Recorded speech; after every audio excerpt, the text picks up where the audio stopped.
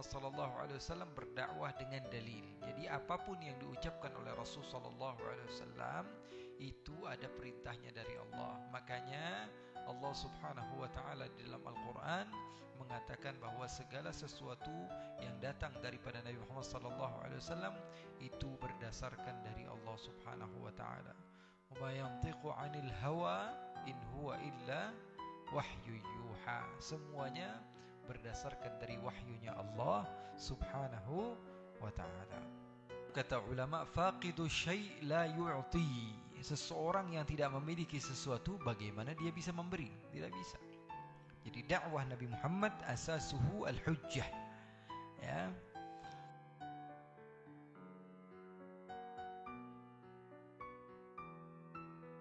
Nabi Muhammad SAW juga ketika berdakwah beliau ngepasin sama orang yang ngomong. Ini kemarin kita sudah bahas juga ya. Nabi Muhammad kalau ngobrol sama anak gaul dengan metode anak gaul. Kalau berdakwah dengan orang yang biasa nonton, gaya anak-anak nonton. Ya, biasa sama anak nongkrong, dakwahnya gaya anak nongkrong. Tanpa perlu merubah penampilan Rasul, tidak perlu. Rasulullah SAW dakwah dengan siapa? Dengan mereka anak jalanan. Rasulullah SAW berdakwah dengan cara anak jalanan. Rasulullah SAW tidak memberikan batasan. Wah, saya ini hanya khusus kepada orang-orang yang kelasnya elit, ya, kelasnya tinggi. Orang-orang yang betul-betul sudah pantas berjumpa dengan saya adalah orang-orang yang sudah izin dahulu kepada saya. Enggak juga. Nabi Muhammad SAW berdakwah kepada siapapun tanpa pandang bulu. Rasulullah SAW berdakwah sesuai kemampuan orang yang diajak bicara. Sampai-sampai Rasulullah SAW kata Abdullah bin Mas'ud. Lihat, apa kata Abdullah bin Mas'ud? Kana an-nabiy sallallahu alaihi wasallam yatakhawwaluna bil maw'izah fil ayyam karahat as-sa'amati alaina. Nabi Muhammad kadang-kadang lagi majlis, tiba-tiba Nabi Muhammad berhentikan ucapannya. Takut kami bosan. Nabi Muhammad SAW menyampaikan wahyu, penyampai risalah dari Allah. Kata sahabatnya apa? Nabi Muhammad terkadang kalau lagi majlis, kalau lagi ceramah, tiba-tiba diberhentikan oleh Nabi.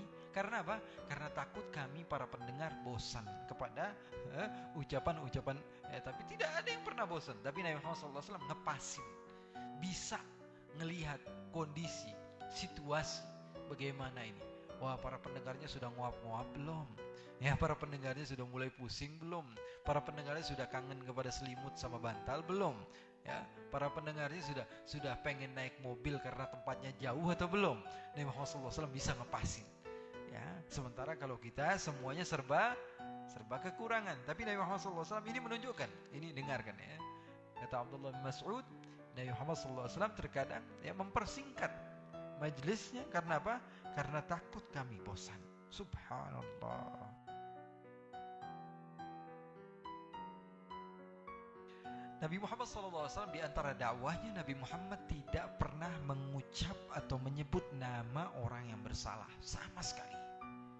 Kelompok pun tidak pernah.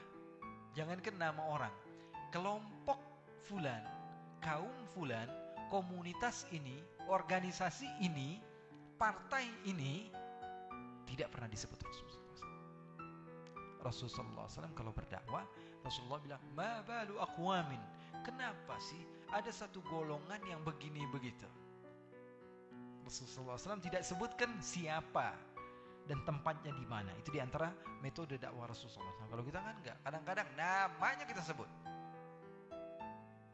Eta si fulan, kia ya, si fulan bin fulan itu enggak benar dia itu.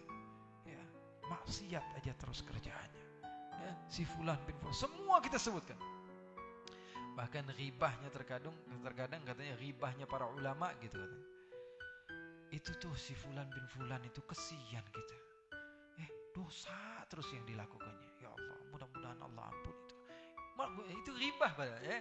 Tapi dengan caranya para ulama katanya. Ghibahnya ulama itu begitu. Ya, ulama ghibah itu juga. Kadang-kadang mereka ghibah juga. Tapi dimodif sedikit caranya, cara ghibahnya seperti terlihat seperti sedang mendoakan, padahal isinya apa? Ngomongin orang juga. Itu namanya ghibah. Ya, ghibah juga sama. Rasulullah SAW tidak suka gitu.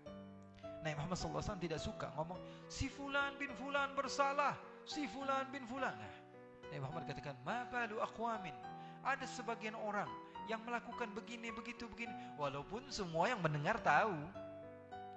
Nabi Muhammad juga tahu, tapi Nabi Muhammad tidak mau menyebut nama orang tersebut. Itu diantara metode dakwah baginda Nabi besar Muhammad sallallahu alaihi wa ala alihi wa sahbihi wasallam.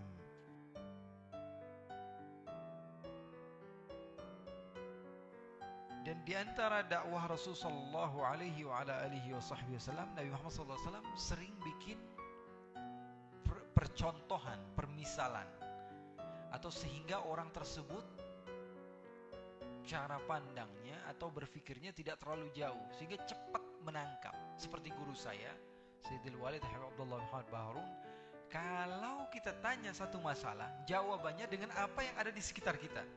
Contoh, saya pernah nanya,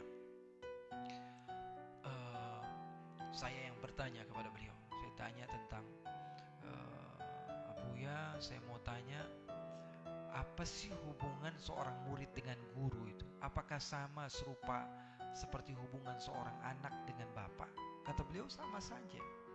Karena seorang anak dengan bapak, seorang anak dan seorang murid dengan guru, kedua-duanya hubungannya sama-sama, ya, sama-sama abur ruh sama abul jasad. Yang satu bapak ruh, yang satu bapak jasad. Ya. Maka beliau katakan bahwa di dalam athar dikatakan bahwa ayahmu itu ada 3. Ayahmu yang dengan keberadaannya kamu lahir, ayahmu yang dengan keberadaannya kamu menikahi putrinya, ayahmu yang mengajarkan kamu. Ketiga-tiganya adalah ayahmu. Dan Allah Subhanahu wa taala dalam Al-Qur'an tidak mengkhususkan, ya, perintah untuk berbakti kepada ayah yang dengan keberadaannya kamu dilahirkan itu saja, tidak. Umum, sifatnya umum. Maka ayah kamu ataupun ayah yang mengajarkan kamu pun juga memiliki memiliki andil di dalam baktinya kamu kepadanya. Terus kalau misalnya berbakti kepadanya, apakah bisa menyampaikan kepada ridhonya Allah? Tentu. Seperti sekarang kata beliau, seperti AC yang ada di atas kepala kamu. Kenapa? Kalau saya tidak pencet dari sini, apakah dia bisa hidup? Jadi keinginan kamu surganya Allah, AC itu yang kamu inginkan. Tapi ada aliran, ya, kepada satu colokan. Kalau kamu tidak colokkan itu, maka itu tidak hidup. Artinya itu memang yang kamu inginkan, tapi tanpa dicolokkan ini. Apakah yang kita inginkan beli AC yang kita pegang-pegang colokannya aja? Enggak, yang kita inginkan apa? AC-nya. Tapi tanpa ada colokan, apakah bisa AC itu nyala? Apakah tanpa ada guru seorang bisa sampai kepada surga? Walaupun yang digapai adalah surga, bukan kamu yang kami inginkan, tapi bukan kamu wahai listrik yang kami inginkan, bukan kamu wahai guru yang kami inginkan. Sebenarnya Allah, sebenarnya AC tadi. Tapi kami tidak akan pernah sampai kepada tujuan kami kecuali melalui kamu.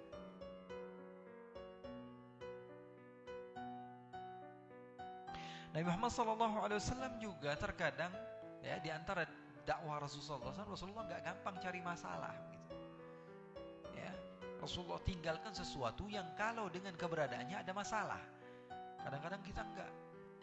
Kita demen kalau ngasih satu lagas atau teka-teki atau perumusan kepada umat sehingga mereka bingung. Kalau sudah bingung baru kita kasih jalan keluar. Itu nggak benar. Hukum ini nggak boleh, padahal semua ulama bilang boleh. Tiba-tiba dia ngomong di kampung, hukumnya nggak boleh, walaupun ada dalilnya. Ini perbedaan pendapat antara dua ulama. Dia masuk ke satu kampung yang biasa mengatakan boleh, dia bilang nggak boleh. Atau dia dengar dari dia orang biasa, dia dengar dari YouTube atau dari apa, ada yang bilang nggak boleh, padahal di kampungnya biasa melakukan itu. Akhirnya dia bikin heboh kampungnya dengan dakwahan yang seperti itu. Sehingga apa? Sehingga adanya perpecah belah antara umat gara-gara dia. Nabi Muhammad gak suka begitu, bikin masalah. Begitu dakwah Nabi besar Muhammad sallallahu alaihi wasallam. Mudah-mudahan paham dan mudah-mudahan manfaat dan mudah-mudahan pulang bawa ilmu dan mudah-mudahan pulang bawa cintanya Rasulullah sallallahu alaihi wasallam.